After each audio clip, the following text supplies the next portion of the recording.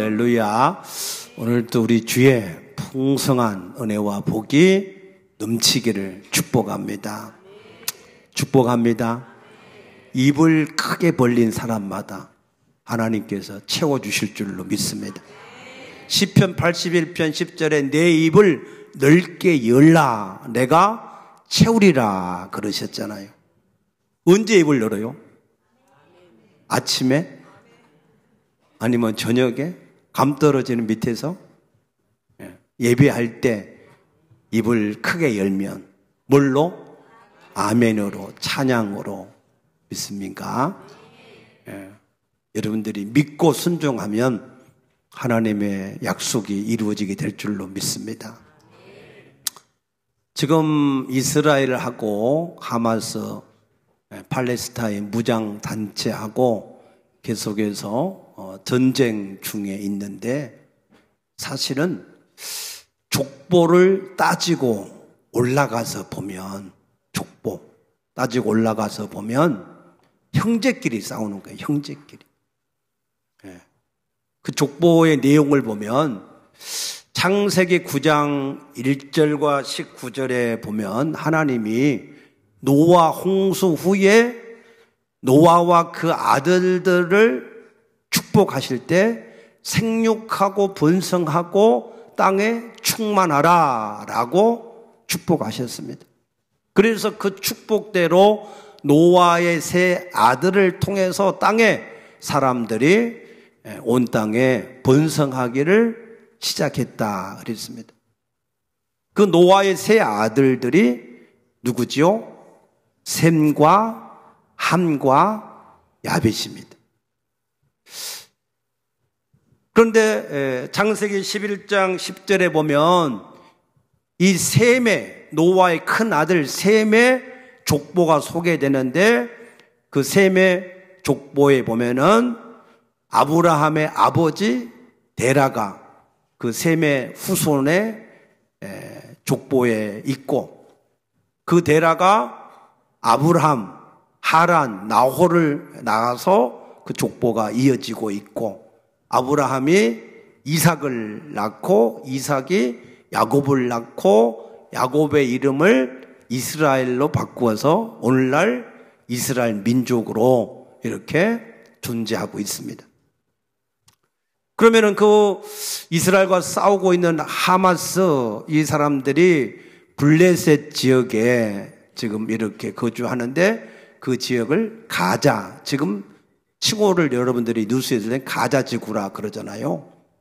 그 가자 지구에서 그들이 있는데 이 족속들은 그러면은 어떤 후손들이냐? 창세기 10장 14절에 보면 노아의 둘째 아들이 누구라고요? 함. 그 함의 후손들. 그 함이 미스라임을 낳고 미스라임이 가슬루힘을 낳아서 그 가슬루힘에서 나온 족속이 블레셋 족속입니다. 그래서 셈의 아들과 함의 아들, 그 아들이 지금 서로 형제끼리 싸우고 있는 거예요. 그러면 그 사람들만 형제냐? 아니에요.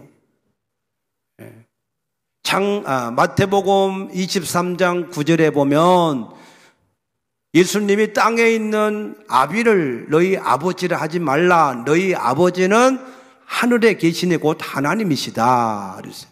너희 아버지는 한 분이시다. 한 분.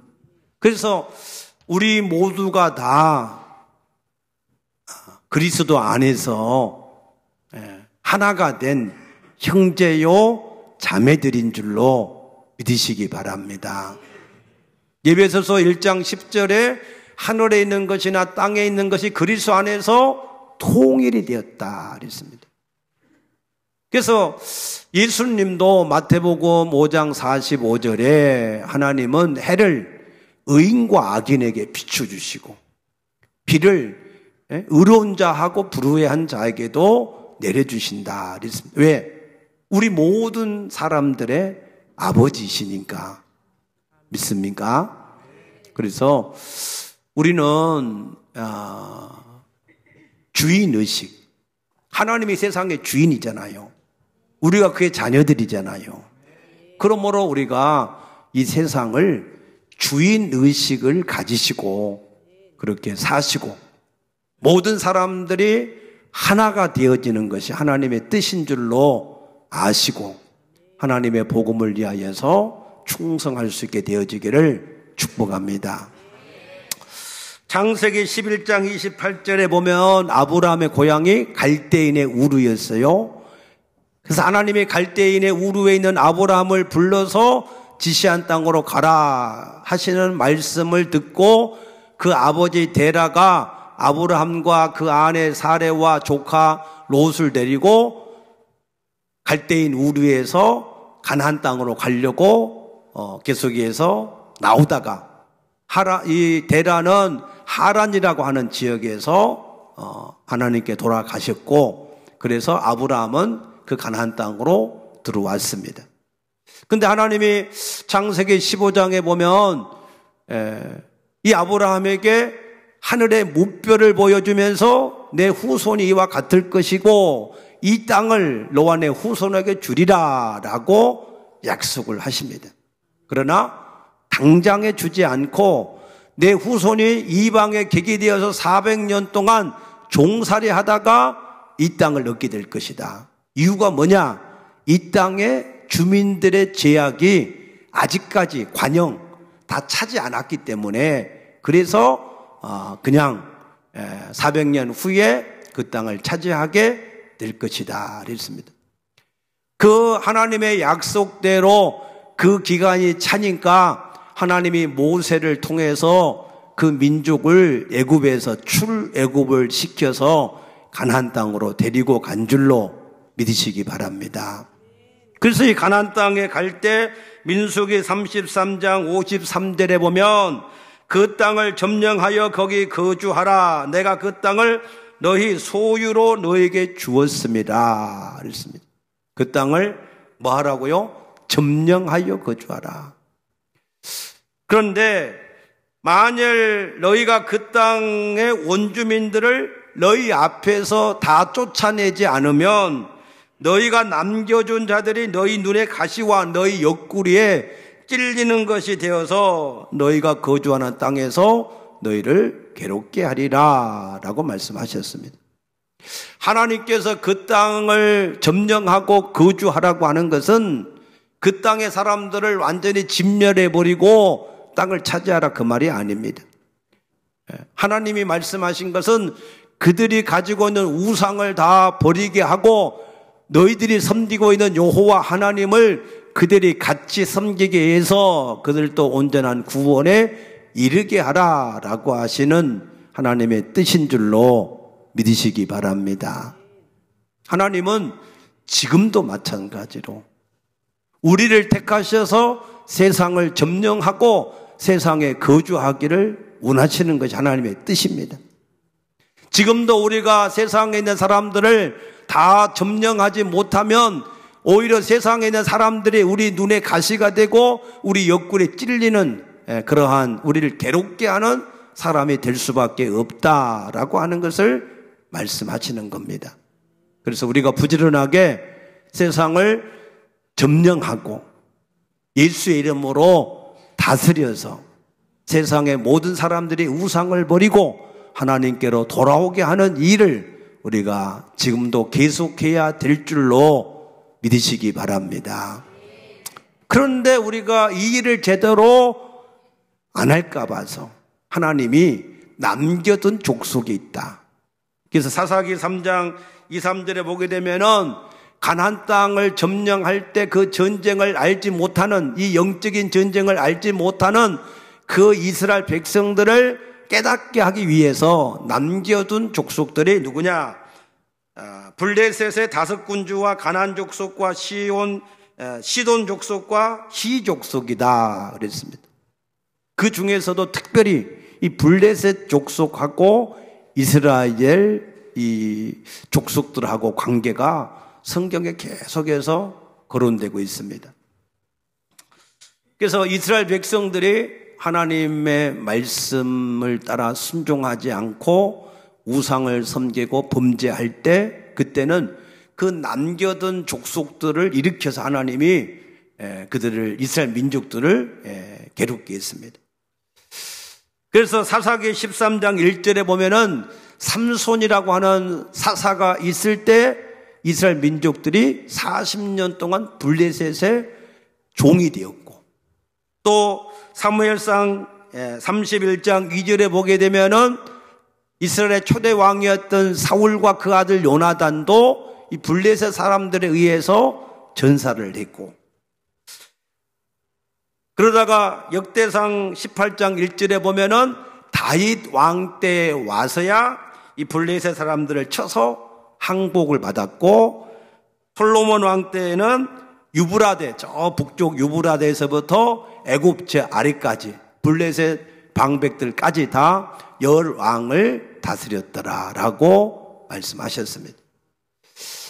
그래서 그 땅에서 항상 이런 분쟁이 일어나고 있는 것은, 그것은 하나님의 섭리 가운데 하나로 나타나고 있습니다.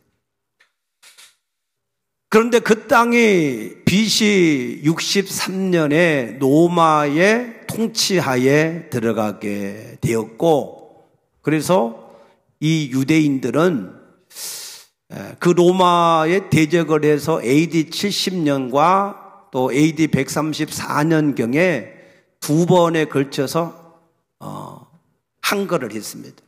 민중 봉기를 한 거죠. 그러니까 감히 로마에 대해서 너희가 대적을 하느냐 해서 로마의 황제였던 하드리안이라고 하는 황제가 이 유대 땅이라고 하는 땅 이름을, 이것을 로마의 지도에서 지워버리겠다. 지워버리는데 그 이름을 그들이 가장 싫어하는 블레셋 사람들의 이름 팔레스티나라고 하는 이름으로 바꿔버리겠다. 그래서 이스라엘 민족으로 하여금 아픈 그러한 이 정서를 가지게 하겠다라고 하는 정치적인 의도로 그렇게 만든 겁니다. 당시 로마가 세계를 지배하고 있었기 때문에 당연히 그 땅 이름이 팔레스타인이라고 하는 이름으로 불려지게 된 것이 사실입니다. 그래서 그 땅에 살고 있던 유대인들은 다 마사다를 이제 마지막 이 항전을 하고, 그 마사다에서 마지막 남은 960명이 로마의 수치를 당하기보다 우리가 스스로 자결하자 해서 자결함으로 모든 이제 항전이 끝났어요.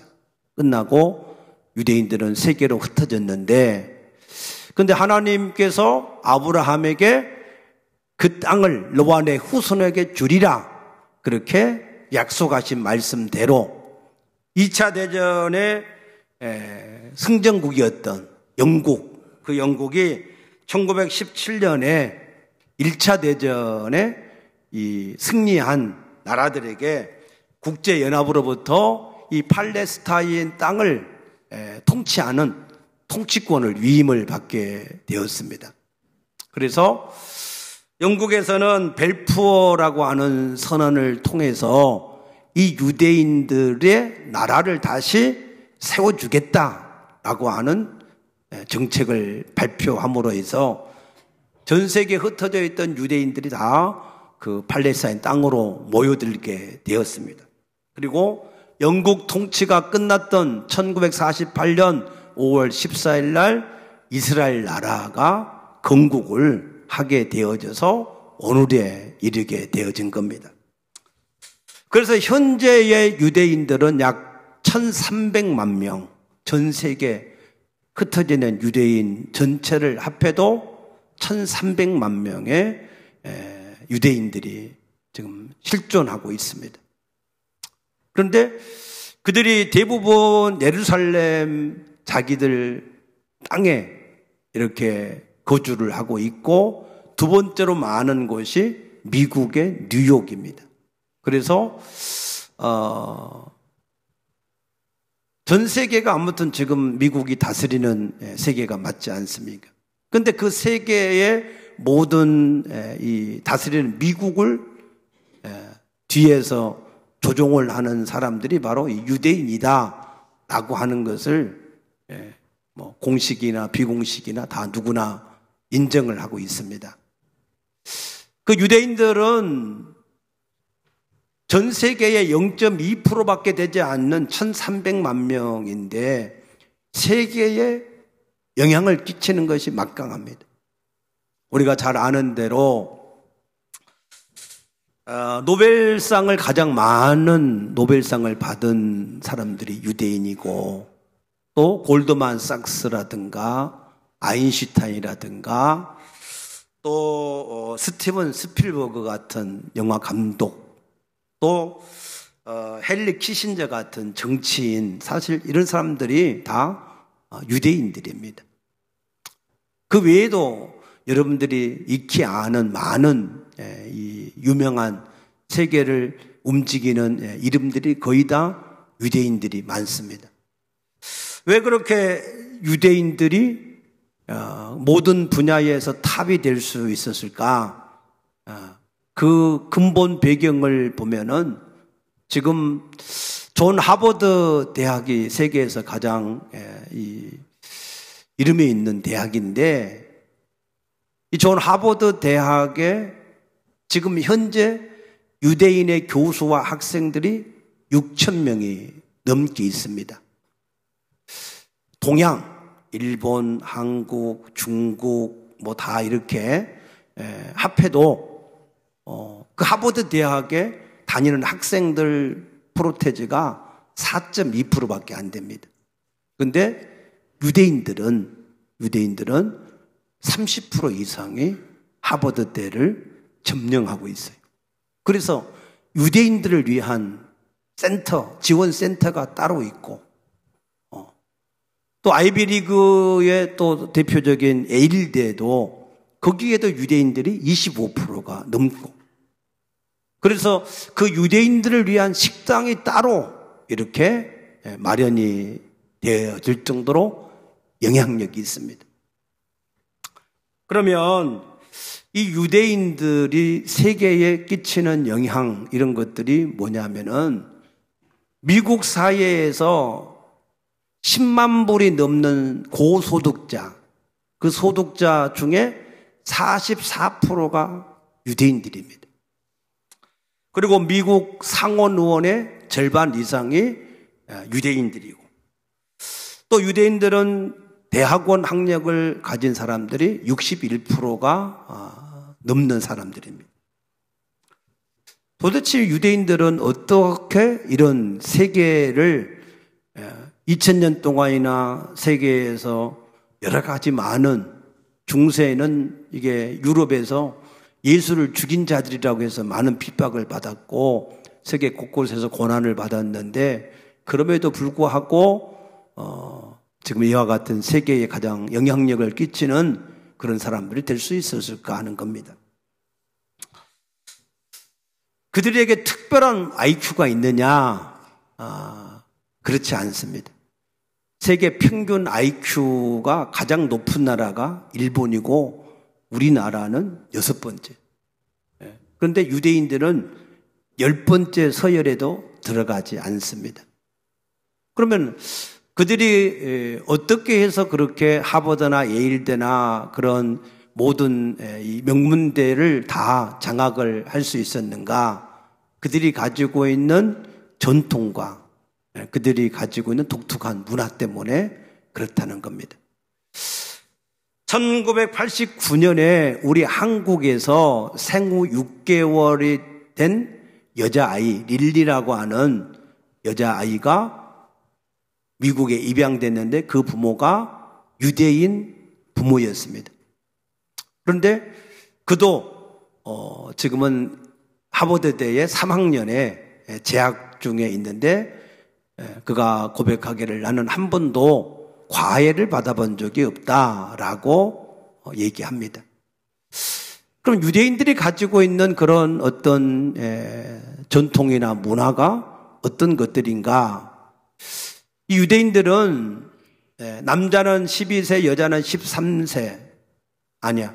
거꾸로 얘기했네. 남자가 12세, 여자가 12세가 되면 성인식을 합니다. 성인식.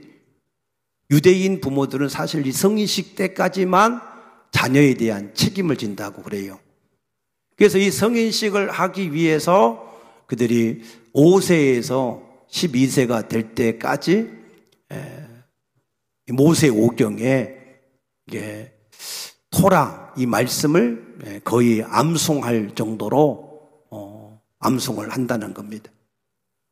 그리고 이 성인식을 할 때 축의금, 그 성인식을 하는 일을 기뻐해서 친척들이 여러 사람이 와서 축의금을 주는데 그 축의금 전체를 그때부터 그 아이에게 관리, 투자를 하게 해서 물질에 대한 이런 관리를 하게 한다는 거죠.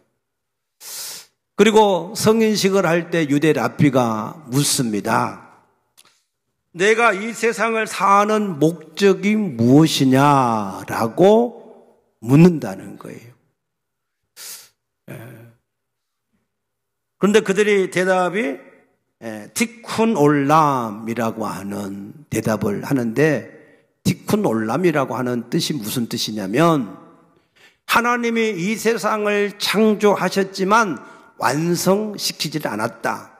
그렇기 때문에 그 하나님께서 완성해가는 그 세계를 우리가 하나님의 동역자가 되어서 세상을 새롭게 만드는 그런 일을 하는 사람이 되겠다라고 하는, 성인식을 하면서 우리나라는 뭐 성인식 나이가 좀 늦기는 하지만 주로 성인식 꿈이 뭐예요?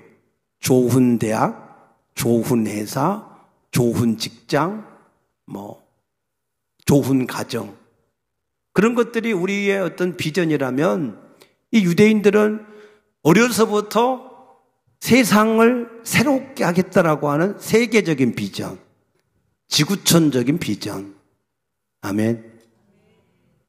그런 비전을 어려서부터 그때부터 가지고 그것을 마음에 품고 살아가는 거예요. 하나님은 그릇을 준비한 것만큼 채우신다 하신 줄로 믿습니다. 저는 우리 성도들이 비전을 좀 크게 가지고 세계적인 그런 비전을 가지고 살아가기를 소원합니다.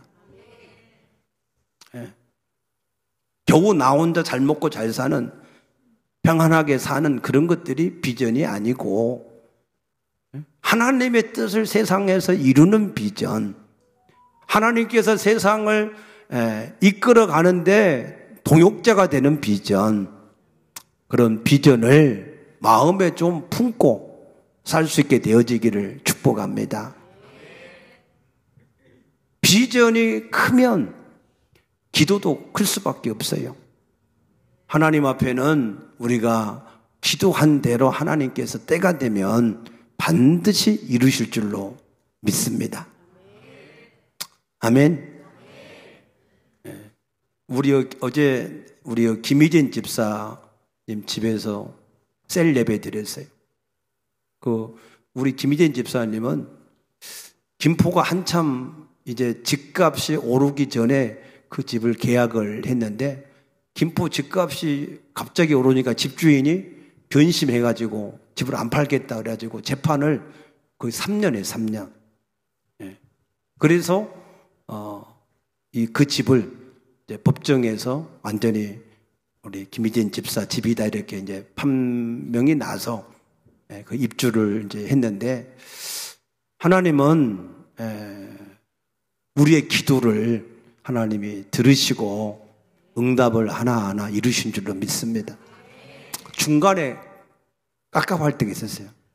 앞이 안 보일 때가 있었어요. 불가능한 것처럼 보일 때가 있었어요. 그래도 하나님은 우리의 기도를 들으셔서 그 기도를 응답하신 줄로 믿습니다. 하나님은 지금도 우리 가운데 우리 기도를 들으시고 응답하시는 하나님이십니다.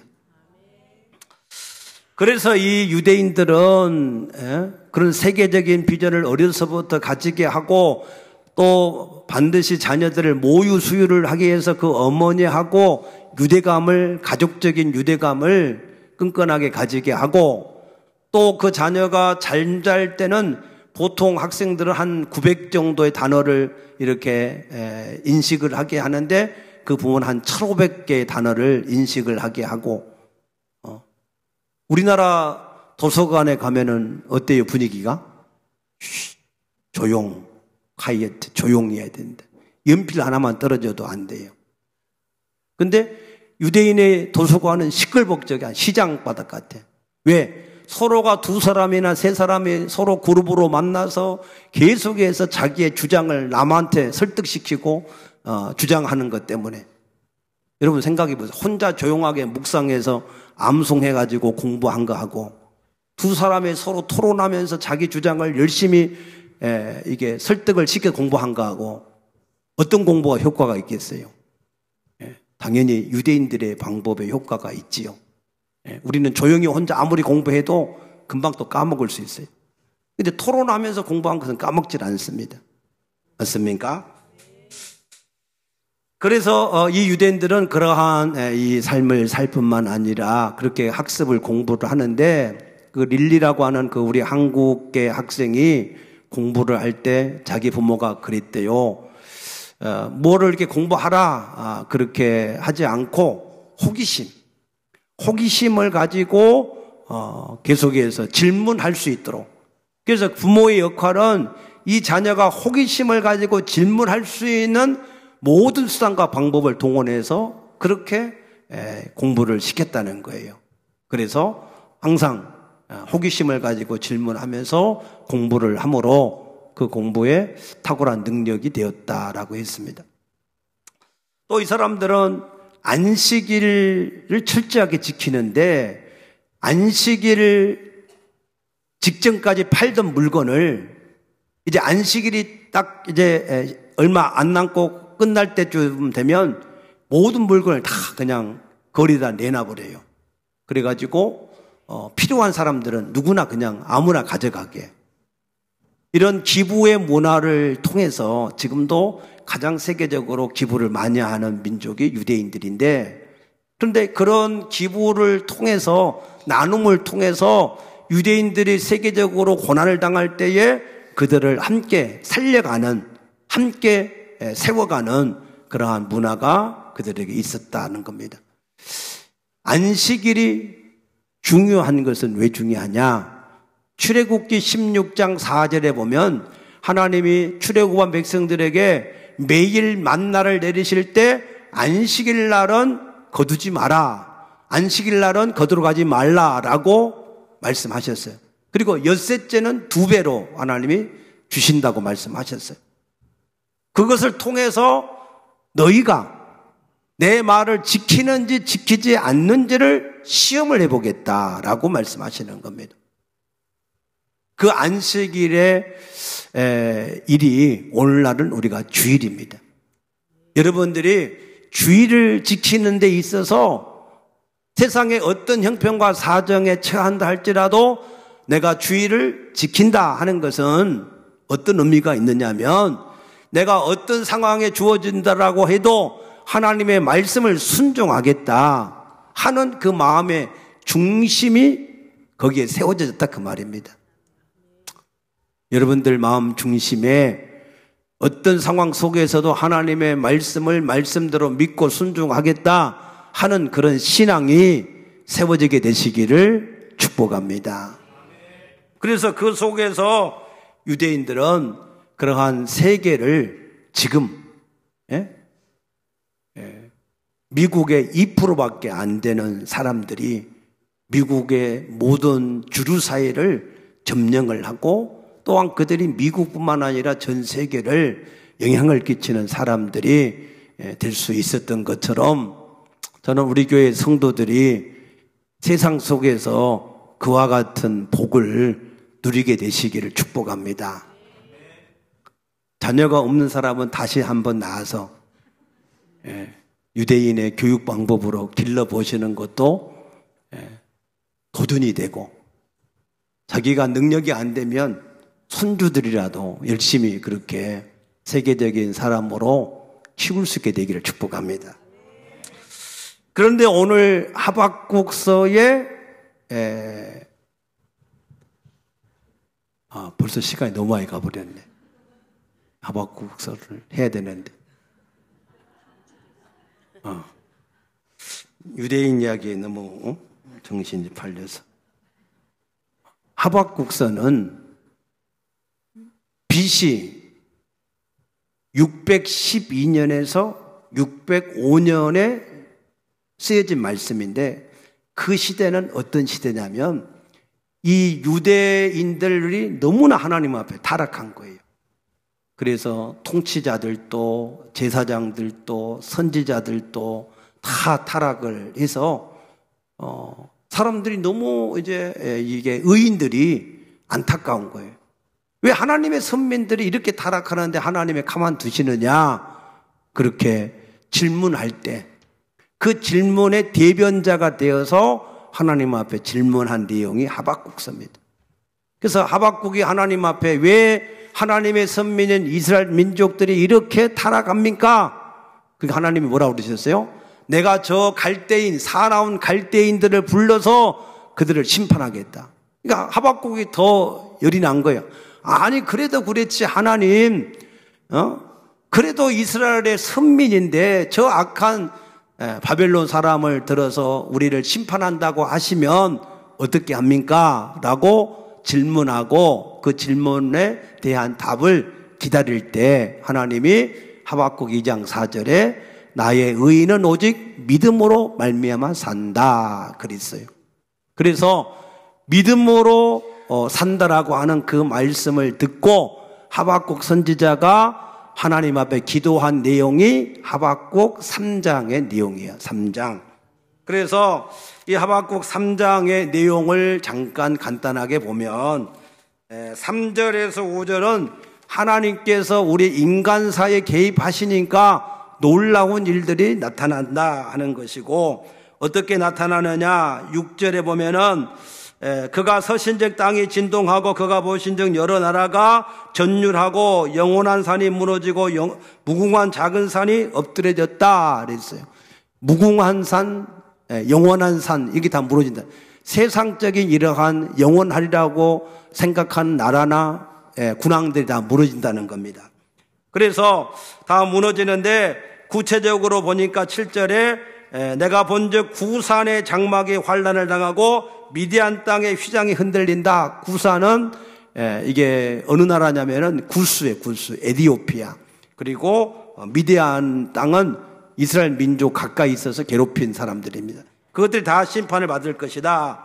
그래서 8절에서 15절까지 보게 되면은 하나님께서 심판하시는 내용으로 인하여서, 그래서 세상의 모든 이 나라들이 하나님의 심판과 구원 앞에서 두렵고 떨리는 그러한 일로 인하여서 하나님을 찬양하는 내용입니다. 그래서 하나님이 심판을 하신다. 갈대인을 통해서 이제 남유다를 심판을 하신다는 얘기를 들었으므로, 오늘 16절 말씀 보니까 내가 들었으므로 내 창자가 흔들리고 내 목소리가, 내 입술이 떨리도다라고 얘기했는데, 하나님이 지금 갈대인, 사나운 바벨론 사람을 들어서 지금 예루살렘을 친다고 그러니까 그것을 기다리고 있으니까 얼마나 가슴이 떨리고 두렵냐 그 말입니다. 그래서 그 심판으로 인하여서 17절 말씀 보니까 무화과 나무가 무성하지 못하고 포도나무가 열매가 없고 감람나무 소출이 없고 밭에 양식이 없고 막 우리의 소도 없고 다 없다. 완전히 초토화 된다는 거예요. 그런데 초토화가 되어지면 산업의 모든 기반이 무너졌으니까 어떻게 해야 돼? 통곡하고 울어야 되는데, 그런데 하박국은 뭐라고 그랬어요? 나는 여호와로 말미암아 즐거워하며 나의 구원의 하나님으로 말미암아 기뻐하리로다 그랬습니다. 이 말씀은 여러분들 잘 들으세요. 여러분들의 환경이 어떠한 이유에 있었든지 초토화돼서 아무런 소망이 없어도, 그래도 나는 여호와로 말미암아 기뻐하고 즐거워한다 하는 믿음이 세워지기를 축복합니다. 왜냐하면 그 하나님 안에 다 있어요. 깨닫게 되시기를 축복합니다.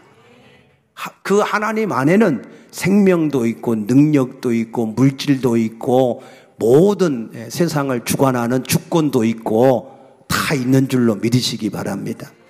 그래서 여러분들이 지혜로운 사람은 하나님을 가까이 하시면 됩니다. 여러분들이 어떠한 환경에 처했든지 거기에 낙심하지 말고 모든 걸 가지고 계신 하나님을 여러분들이 가까이 하시기를 축복합니다. 그 하나님을 가까이 하라. 그리하면 너희를 가까이 하시리라. 하나님이 그 사람과 함께 하셔서 하나님의 모든 걸 채워주신다는 거예요. 믿습니까? 왜 여호와로 말미암아 기뻐하고 즐거워하냐? 하나님은 예수 안에서 우리의 모든 문제를 해결하시고 예수의 이름을 주시어서 우리가 마음껏 누리게 하시는 줄로 믿으시기 바랍니다. 그래서 이제는 예수 안에 있는 사람은 예수의 이름만 가지고 있으면 능히 세상을 이길 수 있는 사람이 되는 거예요. 저는 우리 성도들이 이 사실을 깨달아져서 날마다 하나님 앞에 나와서 승리해 보고만 드릴 수 있게 되기를 축복합니다. 여러분들이 그리스도 안에서 은혜를 받고 세상에 나가서 예수 이름으로 그것이 사람이든 물질이든 건강이든 모든 것을 다 쳐서 멸하고, 할렐루야. 그리고 주일날은 와서 하나님 앞에 감사하고 찬양하고 기뻐하고 즐거워하는 성도들, 하나님은 그런 사람을 찾고 계신 줄로 믿으시기 바랍니다. 마지막 한 가지는 하나님의 말씀은 변함이 없어요. 변함이 없이 어제나 오늘이나 영원토록 동일하십니다. 그러므로 여러분들이 세상의 환경에 마음을 빼앗기지 마시고 하나님의 말씀 위에 여러분의 믿음이 굳게 세워져서 요동함이 없으면 하나님은 반드시 아브라함에게 약속한 대로 그 땅을 얻게 하신 것처럼 하나님께서는 지금도 하나님이 약속하신 말씀대로 아브라함에게 약속한 그 약속이 2000년 동안이나 세상 속에서 나라를 잃고 얻지 못한 그들에게 그 말씀대로 성취가 된다는 거 기적 아닙니까? 믿습니까? 그러므로 여러분들이 세상 속에서 환경에 의해서 마음을 낙심하지 마시고 여러분들이 하나님의 말씀에 굳게 서서 아멘. 예수 안에서 내 모든 문제 해결됐다. 예수님 이름으로 그것을 누리게 하셨다. 거기에 대한 믿음을 확실하게 가지시고 어떤 문제든지 큰 산이든 작은 산이든 여러분들이 담대하게 싸워서 나가면 승리하게 될 줄로 믿습니다. 기도하십시다. 아버지 감사합니다. 오늘도 주 안에서 믿음으로 승리하게 하신 주님을 찬양합니다. 예수 안에서 우리의 모든 문제를 해결하시고 예수의 이름을 주시어서 누리게 하신 주님을 찬양합니다. 아버지여, 우리 성도들의 마음이 환경에 매이지 않게 하시고 말씀에 붙들려서 믿음으로 세상을 이기는 자들이 되게 하여 주시옵소서. 감사하며 예수님 이름으로 간절히 축복하며 기도드리옵나이다. 아멘.